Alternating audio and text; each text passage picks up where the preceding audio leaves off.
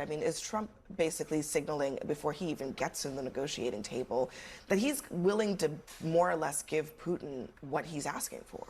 No, I don't think so. I think he's saying what's realistic, which is that this only ends with a negotiated settlement. Both parties are going to have to go home and feel like they got out of this with something that looks like a victory. I don't think there's ever going to be a scenario where Putin goes back to Moscow and takes a knee and waves a white flag, and you certainly don't want that for Zelensky because the Ukrainians are the victims here. They're the ones who've been invaded. Something's going to have to happen on the edges, and if you want it to end. And I think there's new public opinion polling in Ukraine that indicates that people there are very fatigued by this war. They're certainly hoping for it to end sooner rather than later. The head of the NATO Secretary General is acknowledging publicly that, yes, there's going to have to be some concessions here to get the war to end.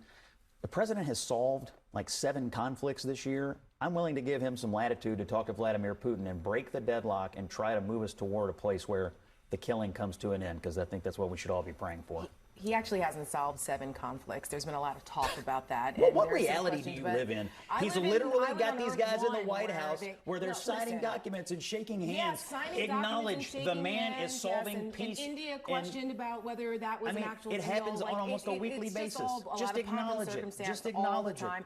And I will also acknowledge that Donald Trump seems to have an affinity for Vladimir Putin in a way. No, you're not going to get away with calling me a liar. I know that's like the line you like to throw out, but I'm not lying. You're lying. Nobody's lying about anything. Okay. You can ask the countries who were involved in this whether those conflicts were actually solved by Donald Trump or whether it was pomp and circumstance. Okay. Anyway, whatever you say. You're the expert. So Donald Trump's affinity for Vladimir Putin versus the way he treats Zelensky, who's the one Did that's he show actually affinity to them when he just arranged for the arms to NATO? I'm just sorry, Abby. We're saying things that do not exist in reality.